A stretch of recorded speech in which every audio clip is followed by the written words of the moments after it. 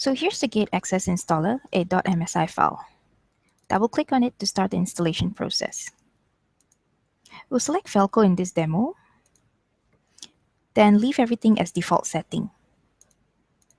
Click Install. This will take about 15 to 20 seconds.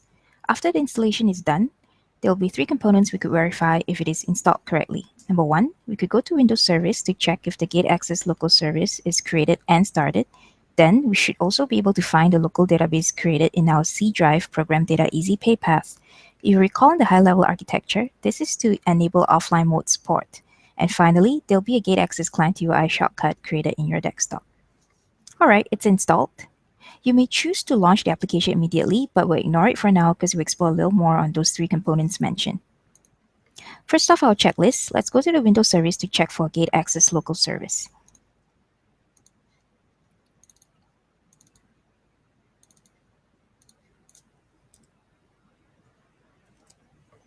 Here it is, created and started. Verification number 1 checked.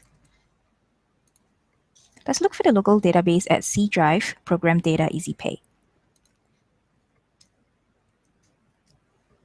Notice that it's a .sdf file, which is a SQL Server Compact or SQL CE database. You may download Microsoft SQL Server Compact if you wish to view what's inside the database, and yes, the tool is free. Verification number 2 checked. Lastly, our Gate Access Client UI shortcut. Alright, all checked. Now that we've verified that all the components are created, we'll proceed to configure the controller setting in the Client UI.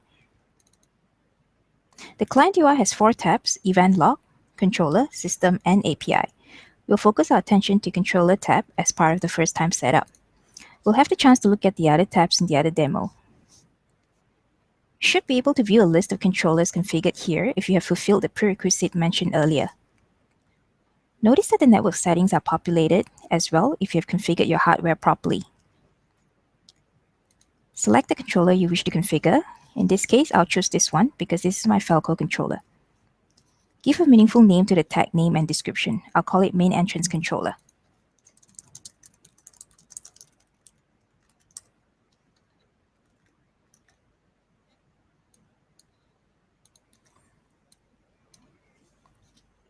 Select the controller type, card reader, and gate type. You may configure the door parameters to your preference.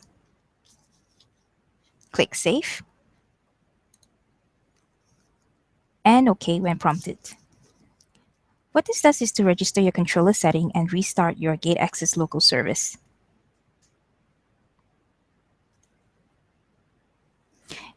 If you see the tick here, congratulations, you are done with the setup.